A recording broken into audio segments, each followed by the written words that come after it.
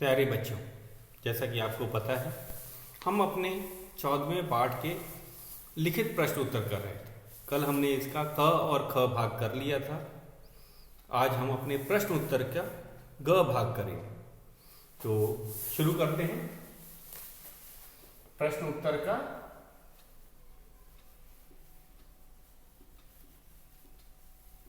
ग भाग। हमारा ग प्रश्न है, डाकू का नाम अंगुलीमाल क्यों पड़ा होगा? डाकू का नाम अंगुलीमाल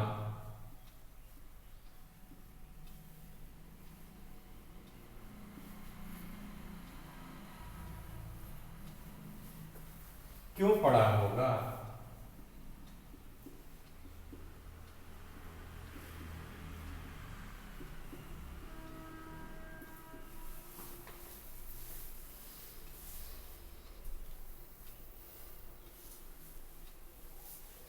अंगुलियों के महल्ला पहनने के कारण।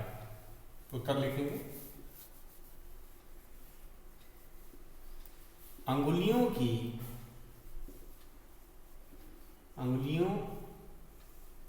माला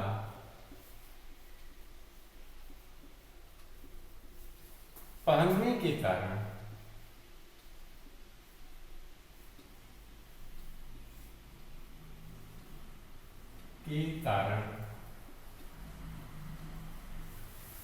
पहनने के कारण डाकू का नाम अंगुलीमाल पड़ा होगा। अंगुली माल पड़ा होगा। अपने ग प्रश्न पे चलते हैं। घ पे, महात्मा बुद्ध ने अंगुलीमाल को क्या काम बताया? हमें काम बताना है। महात्मा बुद्ध ने डाकू को 4 पत्ते तोड़कर लाने के लिए कहा था, तो यही काम था और हम इसे ही लिखेंगे। तो ये है हमारा घ और अंतिम प्रश्न। घ के बाद हम चलेंगे घ पे। ये हमारा प्रश्न उत्तर का अंतिम प्रश्न है। प्रश्न है घ, महात्मा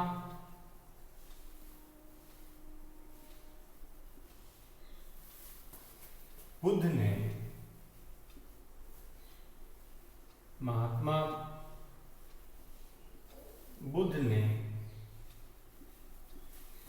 अंगुलीमाल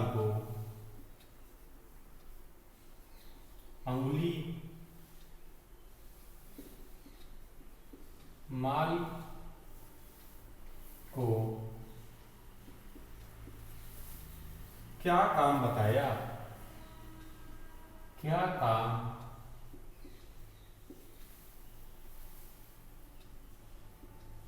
बताया?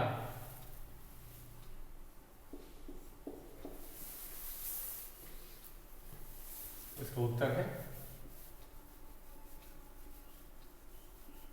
महात्मा बुद्ध ने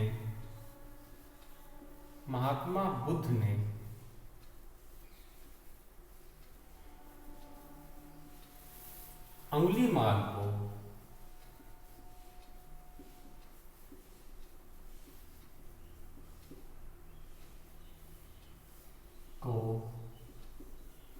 पेड़ से 4 पत्ते तोड़कर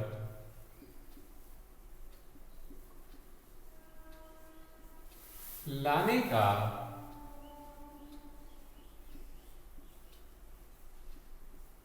काम बताया।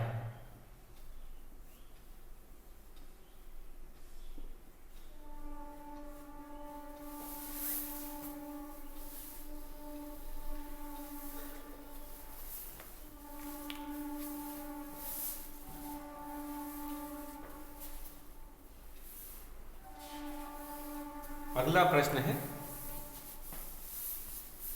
भाषा से। भाषा से जो प्रश्न होता है आपको पता ही है, वो व्याकरण से संबंधित प्रश्न होता है। पाठ में से रेखांकित शब्दों के समानार्थी शब्द ढूंढकर वाक्य दोबारा लिखो। तो इसके अंदर से हमें रेखांकित जो शब्द हैं उनके स्थान पर पर्यायवाची लिखना है। पर्यायवाची या समान अर्थ वाला शब्द या पर्यायवाची भी कहा जाता है व्याकरण के अनुसार। तो यही हम लिखेंगे। वाक्य में दोबारा लिख देता हूँ, जैसे कि ऋषि ने शिष्यों को आशीष दिया। तो आशीष का पर्यायवाची आशीर्वाद भी होता है, आप जानते ही हैं। तो हम इस तरह ही इसे पूरा करते हैं।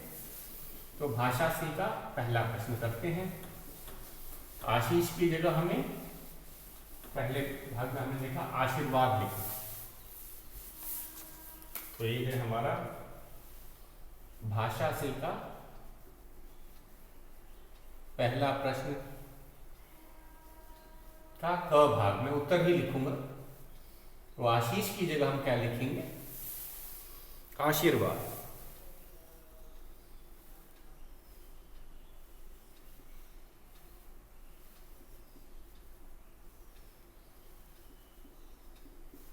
ऋषि ने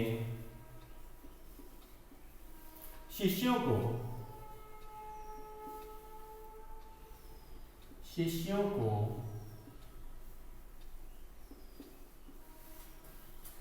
आशीर्वाद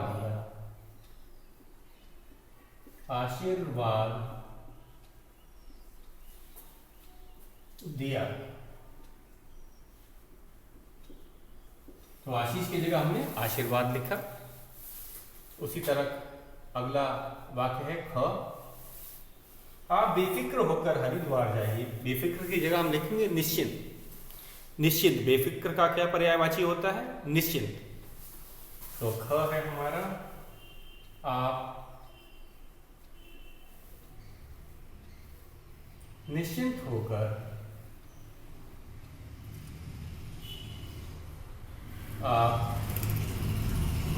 होकर हरिद्वार जाइए। हरिद्वार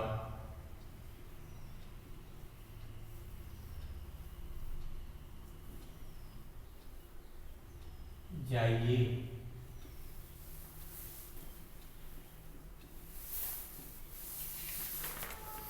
ग भाग है। मालविका ने फूलों से मेहमान का स्वागत किया।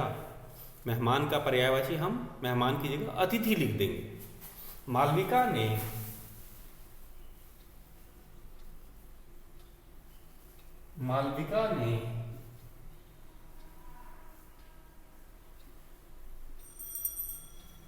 फूलों से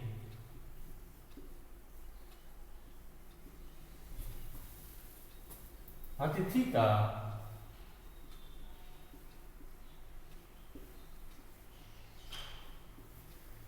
स्वागत किया।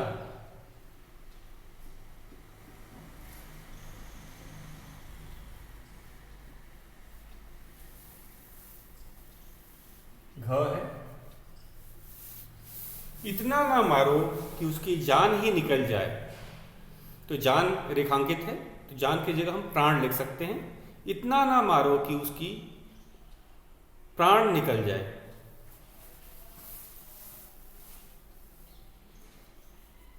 इतना न मारो कि उसकी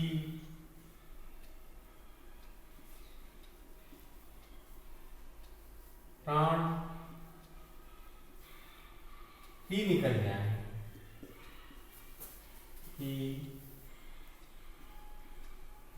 जाए।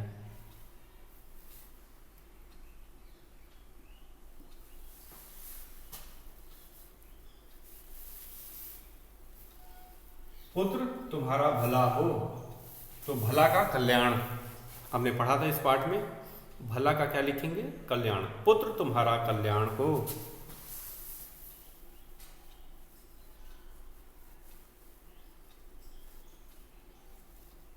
तुम्हारा कल्याण हो।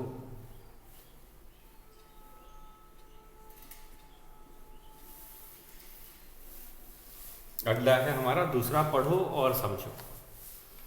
तो पढ़ते और लिखते समय हम कहीं कहीं रुकते हैं।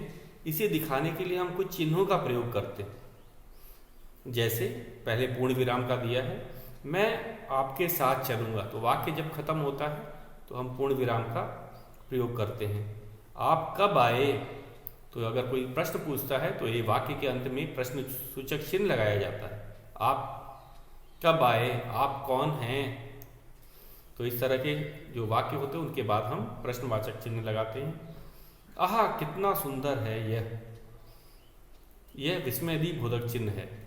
जहाँ हमें आश्चर्य हो, विस्मय हो, घृणा हो, वहाँ पे हम विस्मयदी बोधक का चिन्ह लगाते हैं।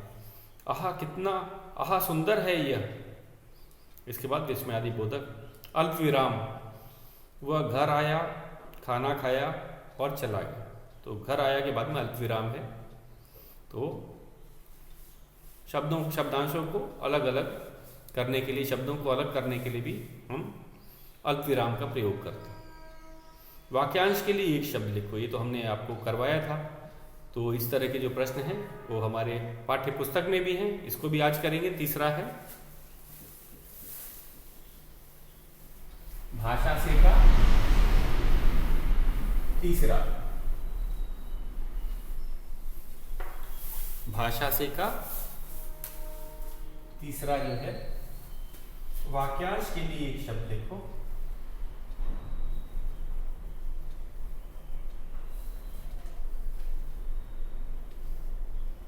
वाक्यांशों के लिए एक शब्द लिखो।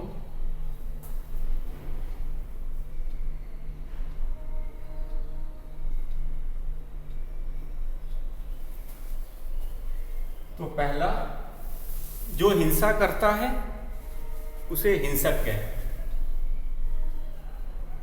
जो हिंसा करता है उसे हिंसक कहा जाता है। दूसरा है, जिसके आने की तिथि निश्चित ना हो, अतिथि। अतिथि, जिसके आने की तिथि निश्चित ना हो, अतिथि कहलाता है। जो दूसरों को मारता लूटता है उसे डाकू कहते हैं।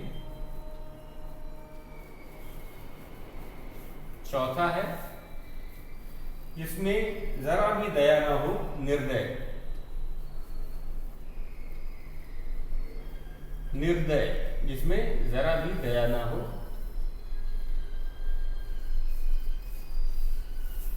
सेवा करने वाला सेवक कहलाता है। सेवा करने वाला सेवक कहलाता है। हमारा अगला प्रश्न है, विपरीतार्थी शब्द के सामने सही का निशान लगाओ। अगला है, ये बहुत आसान था।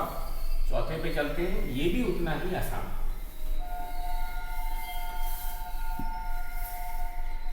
चौथा है हमारा, विपरीत अर्थ वाले के सामने चिन्ह लगाओ।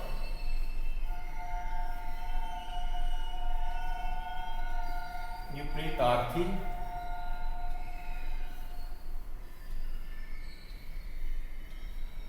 शब्द के सामने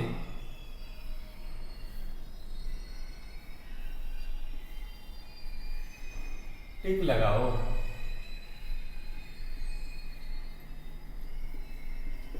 पहला है हमारा मूर्ख। शब्द क्या है?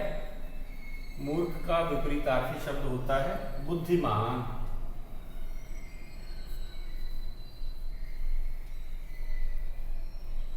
बुद्धिमान। दूसरा है पाप। पाप का है पुण्य।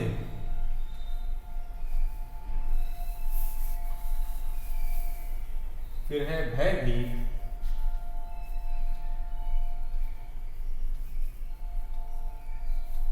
भयभीत का है निर्भय। निर्भय। निर्भय का अर्थ है जिसे डर ना लगे। और अधिकार का है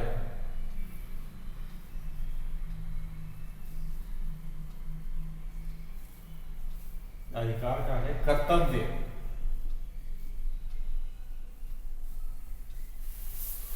अधिकार का है कर्तव्य। वाक्य बनाओ और हम इसे करेंगे। वाक्य बनाना है, बहुत आसान है ये।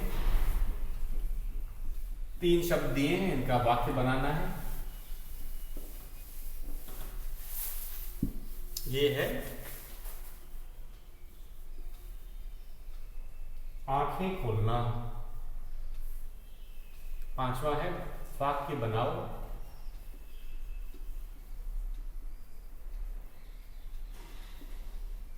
पहला है हमारा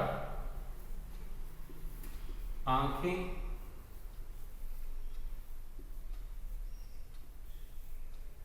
खोलना। महात्मा बुद्ध ने अंगुलीमाल की आंखें खोल दी। महात्मा बुद्ध ने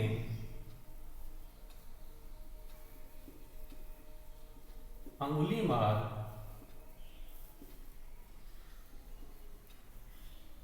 की आंखें खोल दी।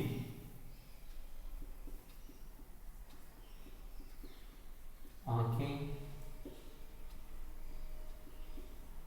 खोल दी।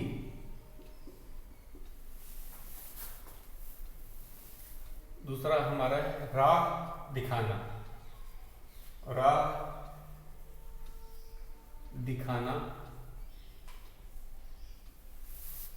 गुरु अपने शिष्य को सही राह दिखाता है। गुरु अपने शिष्य को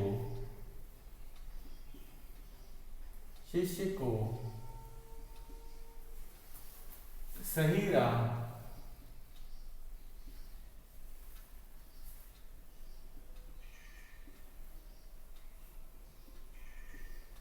दिखाता है। तीसरा हमारा भेंट करना। भेंट करना।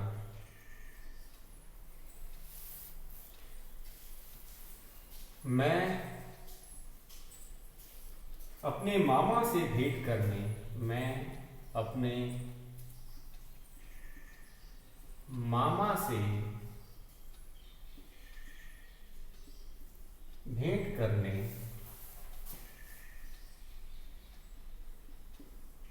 दिल्ली गया।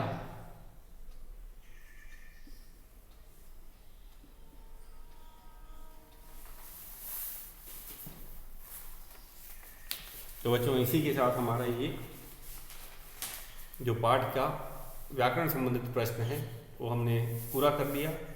इस नाटक को आप कहानी के रूप में भी लिख सकते हैं और इसका कोई और हम इसका शीर्षक भी बना सकते हैं, जैसे अहिंसा या पश्चाताप, क्योंकि अंगुलीमाल को पश्चाताप हुआ था। या इसका शीर्षक हम अहिंसा भी कर सकते हैं या फिर महात्मा बुद्ध भी शीर्षक बनाया जा सकता है। अब करने की बारी। बुराई और घृणा से प्रेम और शांति से ही जीता जा सकता है। बुराई और घृणा को प्रेम और शांति से ही जीता जा सकता है। इस विषय में कक्षा में बातचीत करो। फिर वैल्यू बेस्ड क्वेश्चन पे हमने चर्चा किया है, आपको पता ही है कि सभी धर्म हमें प्रेम और शांति से ही रहना सिखाते हैं। इस नाटक का अभिनय करो। तो हमने इसका मंचन किया था, ऑनलाइन ही से किया था, लेकिन हमने इसका कक्षा में 4 बार मंचन किया था। तो इसे मंचन करने से बच्चे जब संवाद बोलते हैं तो उन्हें ये और अच्छी तरह से समझ आता है और ये रोचक हो जाता है। महात्मा गांधी के जीवन से संबंधित कहानी पढ़ो और कक्षा में सुनाओ। तो ये भी हम इस पे भी ऑनलाइन कक्षा में एक कहानी आप लोगों से सुनेंगे। तो बच्चों, आपको अपना ये सब ये तो पाठ्य पुस्तक में ही कर लेंगे जो वाक्य बनाने वाला है। प्रश्न उत्तर आपने नोटबुक में किया ही है। आज का गृह कार्य आप जो है प्रश्न उत्तर को लिख करके याद करेंगे और कल हम अपना 15वां पाठ बूढ़ा घोड़ा इसको इसका पठन और व्याख्या करवाई जाएगी। आज के लिए बस इतना ही।